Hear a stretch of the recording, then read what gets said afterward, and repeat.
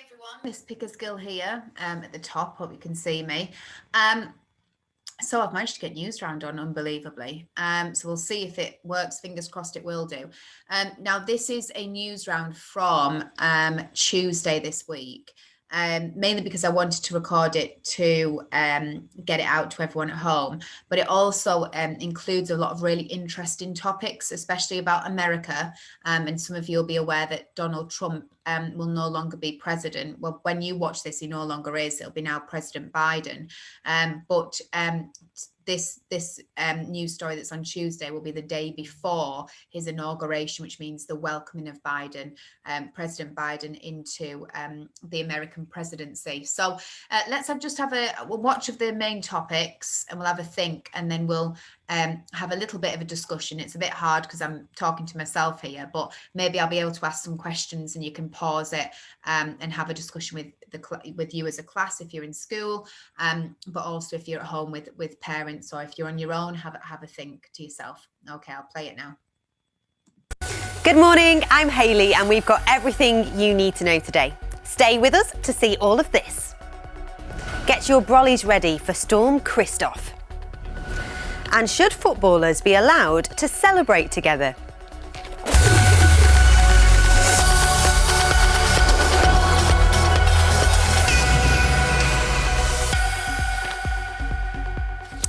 Now, tomorrow, Joe Biden will become the 46th President of the United States. This week, we're taking a special look at events in the US and what Joe Biden's presidency will mean for the country.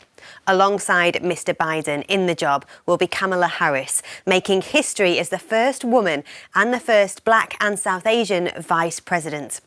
After last year's anti-racism protests, they have been elected after promising to make sure that Black people are treated fairly in the country.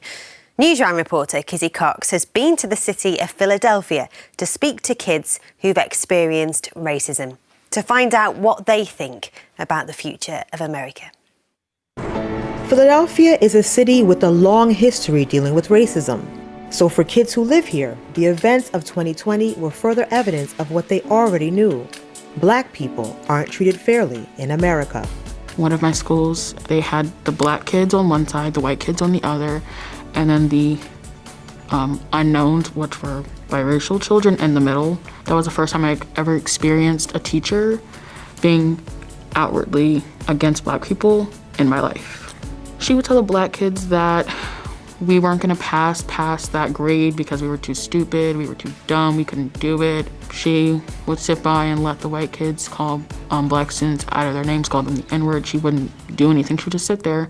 Tiara is not alone in experiencing racism at a young age. I live in a mostly white neighborhood, so they suspected I was trying to break in to my house, but I looked like I was 12. It's not like I was an adult trying to break into the house or anything. It was my house. But my mom pulled into the driveway. They drove away as soon as they saw that my mom was white. I always think about what would have happened if my mom wasn't there, or what would have happened if she was Black. Black parents teach their boys how to interact with police from an early age. At 13 years old, Chris already knows what to do if a car he's in is pulled over. Number one, don't talk back to them. No matter what, whether you're right or wrong, just follow their instructions exactly how they tell you. Well, when you stop the car, put your hands on the dashboard so then they know that you're not holding anything as a potential weapon or threat.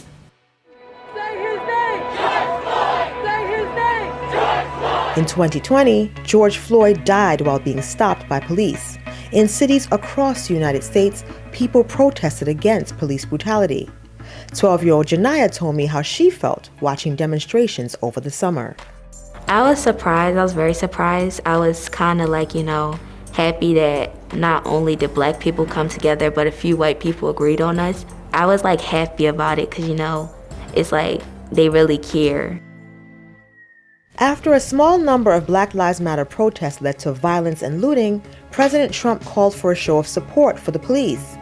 Once again, America was divided between those who demanded justice for Black people and those who believed what Donald Trump called law and order was more important. One of his supporters, Ella, whose dad is a police officer, believes the violence made things worse. They could have went about it more peacefully because there was a few who were like burning down buildings and things. And now other people are even more racist, which isn't okay. I think that the protests were out of control and they needed law enforcement, but some of the cops were corrupt and did not handle it right, and were a little too violent with the people there. But many people compared the reaction of the police during Black Lives Matter protests to the way the mostly white crowd of Trump supporters were able to attack the home of American democracy. Sophia believes the police would have responded differently if a crowd of black people broke into the Capitol building. Our government system is racist because literally they didn't do anything about it. They had very few security guards blocking the Capitol building. They allowed these people to get in, break in. I know if it was BLM protesters, if they even got close to the stairs, they probably would have there would have been a whole army blocked off and throwing tear gas and everything to get them away. Joe Biden says it's time for America to unite. Elected with Kamala Harris, the first black and South Asian vice president, many Americans are looking to them to tackle the problems of racism and police brutality. For Tiara, though, their election doesn't mean things will get better. Him and Kamala, yes, they said Black Lives Matter, but when you really look at their past careers and the things they've done in the past, it seems more like pandering, like they were trying to get the black vote. Black Lives Matter, the group has asked for weeks for them to sit down and have a conversation with Biden and Harris, and there's been no response thus far. So personally, I don't think my life is going to change that much. Sophia is more optimistic. I think that it's going to be like a beginning of a new journey, like a long journey, because there's a new president and he's not racist. And there's also a black woman vice president, so she will inspire him. And we'll hear more from Kizzy talking about the US tomorrow. And we've got all the latest news on Donald Trump and Joe Biden over on the Newsround website. OK, moving on. Now, you may have noticed that the wind and rain is quite stormy this morning. That's because Storm Christoph is heading to the UK. The Met Office have given a flood warning to northern, eastern and central England, and people are being warned to stay away from high rivers. Next up to some football news, and Arsenal beat Newcastle 3-0 in the Premier League last night. It means Newcastle have now not won a game in over a month. Arsenal captain Pierre-Emerick Aubameyang scored twice, with the team celebrating their goals together. This goes against recent efforts by the Premier League to get players to avoid giving handshakes, high fives and hugs during the coronavirus pandemic. So we want to know, should close contact celebrations during football games be banned? Well, you've been telling us what you guys think about this over on the Newsround website. Summer got in touch to say, I think they can have a hug because they get tested before playing. But Ben disagrees, telling us, I think they should follow COVID-19 rules, which will inspire more people, since they might be someone's role model.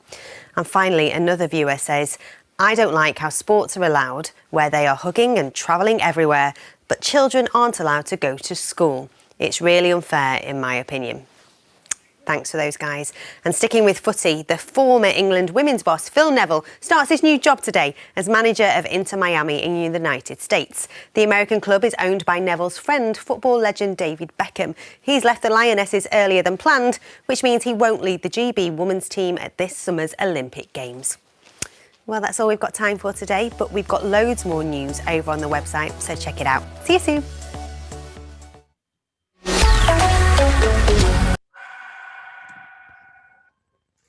Okay, everyone. I'm so happy I managed to get that video on there. Right, so let's play in the background. Look, it's not as smooth as I anticipated, but anyway, here we go. Yeah, really interesting topics there. The main message, the main story was about racism in America, and the debate that's happening between whether Donald Trump's presidency has encouraged a racial divide in America. And they were looking at the Black Lives Matter protest that was happening in the summer, and the way that they were treated, and the fact that Donald Trump supported the police, which arguably people were saying that it created more of a divide.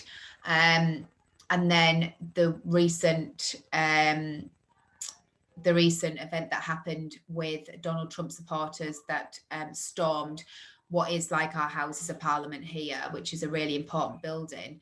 They managed to storm that building, and 4 people actually died when they stormed that building, and a lot of security staff and police were harmed as well. So, and what some of the children on there were saying was that they were treated differently.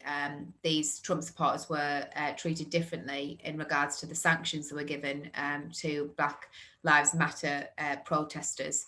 And it was just that argument as to whether, you know, with the new Biden presidency, whether that will then sort of encourage further divide or whether it will heal the divide. And I know that a lot of people are trying to, well, they're hoping really that he will be able to heal the divide, especially with the vice president who is from Black and ethnic minority background, will hopefully help to unite that and represent those communities that feel that they're not very represented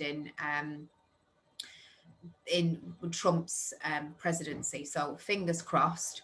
And we'll have to wait and see. Sort of, I'm talking about this before Wednesday, and hopefully there won't be any more violent clashes on Wednesday when Biden is inaugurated, which means his presidency starts in America. But we'll have to wait and see. Hopefully not. So yeah, I want you to think whether that applies in England and in the UK. Have you experienced any racism? Have you witnessed any? Do you think that same divide that is in America is here? What encourages it, or what makes it better? Is it, you know, you feel that it's not there, there isn't any divide, and why do you think that is? And think about your actions. Is there anything that you do or the way that you think that could be either way to help unite? Or it encourages that separation, which, you know, hopefully it doesn't. You want to make sure that you're being as inclusive as possible. And yeah, so big points to think about. We've also got upon us, because I am recording this on Tuesday, that big storm that was mentioned towards the end of the stories, to do with the amount of rain that we're going to get in the next 3 days. So hopefully when you watch this on Friday, we won't all be flooded. So yeah, I hope you've enjoyed that news round session. Have a think with your class or people at home over the weekend and after this. And again, think about those topics and what potentially you could do about them. And I'm going to try and hopefully get every Friday where we can watch a news round. Now I've managed to get it on there. Right, okay, so have a lovely weekend. Stay safe. Hope you've enjoyed your home learning this week. Yeah, please stay safe this weekend. Take care of yourselves, and I will see you on Monday, where we will start back our Guardians of the Planet next chapter. Okay, see you later. Bye.